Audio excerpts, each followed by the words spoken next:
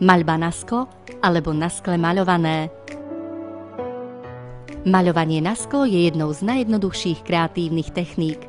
Je to technika vhodná aj pre začiatočníkov, ktorí cítia šteklenie v prstoch a radi by si niečo sami ozdobili, skrášlili alebo strávili čas tvorivým spôsobom.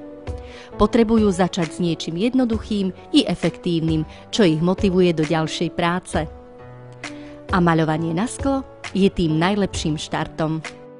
Dekoráciou sklenených svietnikov alebo nádob na potraviny či korenie si zútulníte domácnosť alebo vyrobíte originálne a štýlové darčeky.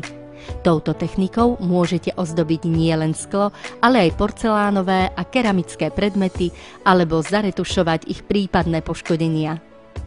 Prajeme vám, aby technika maľovania na sklo priniesla aj vám veľa radosti. Dekorácia svietnika maľbou na sklo. Čo potrebujeme? Na dekoráciu svietnika na čajovú sviečku technikou maľovania na sklo potrebujeme sklenený svietnik, prípadne predmet, z ktorého chceme vytvoriť svietnik na čajovú sviečku.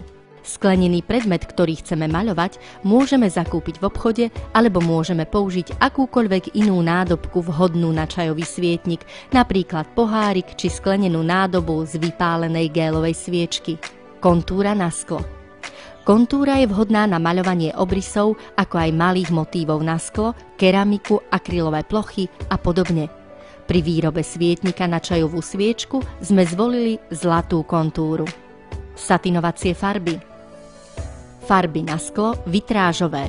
Použijeme vypaľovacie farby na sklo na organickej báze, ktoré sú riediteľné vodou. Riedidlo. Pri vytváraní efektov odporúčame použiť riedidlo do farieb na sklo. Štetce, najlepšie s prírodným vláknom, voda na vymývanie štetca, handrička na utieranie štetca. Materiál potrebný na maľbu na sklo je voľne dostupný v predajniach s umeleckými potrebami, v kreatívnych obchodoch, ale aj v e-shopoch na internetových portáloch. Základný postup. Povrch skleneného predmetu, ktorý budeme maľovať, dôkladne očistíme a odmastíme, aby naň farba dobre chytala. Môžeme použiť napríklad prostriedok na čistenie okien. Po vyčistení predmet dobre osušíme. Nanesieme kontúry. Kontúry môžeme nanášať jemným plochým štetcom, prípadne priamo kontúrovacou farbou. Pri výrobe svietnika použijeme zlatú kontúru na sklo. Pre začiatočníkov je vhodné nakresliť si na papier námet, ktorý si podložia pod sklo a kontúry budú maľovať podľa predlohy na papier. Po nakreslení kontúr je potrebné farbu nechať schnúť minimálne 10 až 15 minút.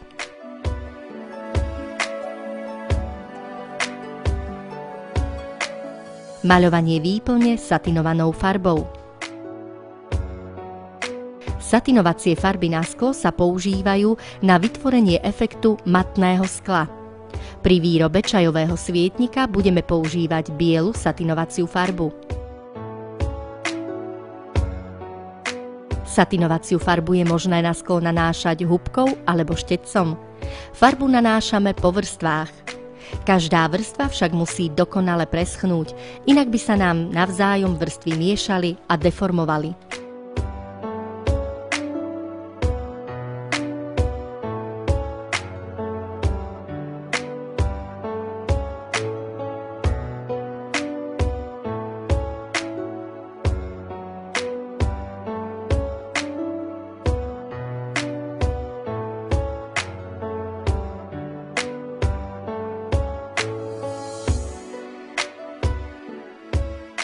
Maľovanie výplne farbami.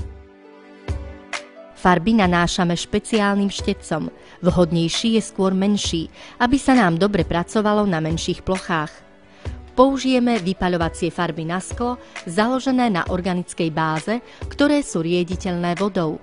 Je vhodné maľovať vždy len jedným farebným odtieňom a dbať na to, aby sa farba nezlievala a nestekala.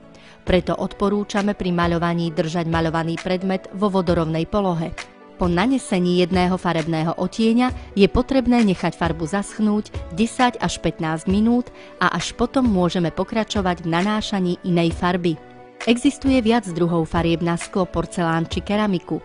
Odlišujú sa spôsobom fixácie a riedenia. Niektoré farby sa fixujú za schýnaním na vzduchu a výrobky dekorované týmito farbami je možné umývať len veľmi opatrne a skôr v studenej vode. Farby, ktoré sa fixujú vypaľovaním v rúre, sú trvanlivejšie a znášajú častejšie umývanie pod tečúcou vodou v umývačke a stálosť si zachovávajú aj v mikrovlnnej rúre. Vypálenie svietnika v elektrickej rúre. Po nanesení všetkých farieb je potrebné dať svietnik vypáliť do elektrickej rúry cirka na 130 stupňov na dobu 10 až 15 minút. Farby tak získajú stálosť a odolnosť voči vode či zohrievaniu v mikrovlnnej rúre. A čo povedať na záver? Maľovanie na sklo patrí k najstarším spôsobom zdobenia skla. Touto technikou môžete vyrobiť množstvo krásnych predmetov do vlastného interiéru alebo niekoho potešiť originálnym darčekom.